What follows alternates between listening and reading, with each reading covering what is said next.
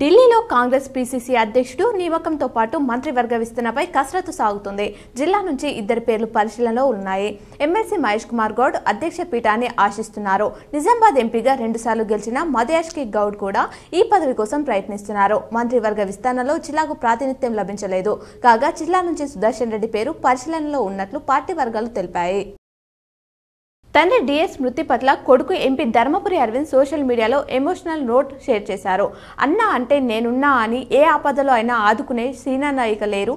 I will miss you daddy. నా తండ్రి గురువు అని మా నాన్నే, ఎదురోడి పోరాడి భయపడకు అని నేర్పింది మా నాన్నే, ప్రజలను ప్రేమించి ప్రజల కొరకే జీవించు అని చెప్పింది మా నాన్నే. నాన్న నువ్వు ఎప్పటికీ నాతోనే ఉంటావని చెప్పేసి తెలిపారు.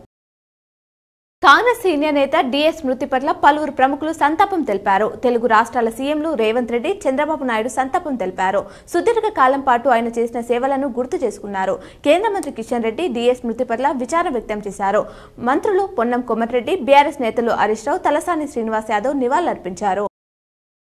తెలంగాణ రాష్ట్ర సాధనలో డిఎస్ పాత్ర మరవలేనిదని కేంద్ర హోంశాఖ సహాయ మంత్రి బండి సంజయ్ అన్నారు.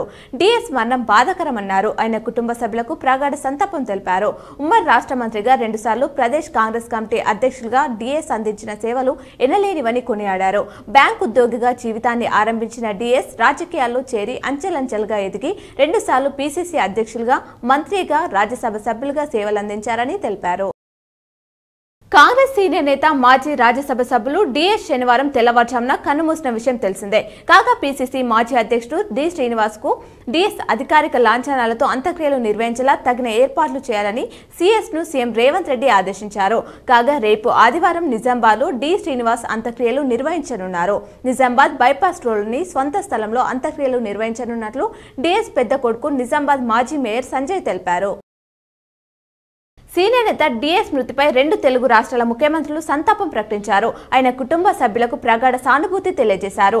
మాజీ పీసీసీ అధ్యక్షుడు, మాజీ మంత్రి డి శ్రీనివాస్ కాంగ్రెస్ పార్టీకి సుదీర్ఘకాలం సేవలు అందించారని, ఆయన ఆత్మకు శాంతి చేకూరాలని తెలంగాణ సీఎం రేవంత్ రెడ్డి పేర్కొన్నారు. నేడు భారత్, సౌత్ ఆఫ్రికా మధ్య T20 world cup 2024 final match జరగనుంది. బ్రిడ్జ్ టౌన్ వేదికగా రాత్రి 8 గంటలకు మ్యాచ్ ప్రారంభం కానుంది. ఈ ఫార్మాట్లో 17 ఏళ్లు నిరీక్షణకు తెరదించి రెండోసారి ట్రోఫీ సొంతం చేసుకోవాలని భారత్ భావిస్తుంది. సౌత్ ఆఫ్రికాపై గెలిచి విశ్వ విజేతగా నిలవాలని పట్టుదలతో ఉంది. మరోవైపు ఇప్పటి వరకు ఐసీసీ ట్రోఫీ నెగ్గని ఎస్ఏ కూడా టైటిల్ గెలవాలని చూస్తుంది.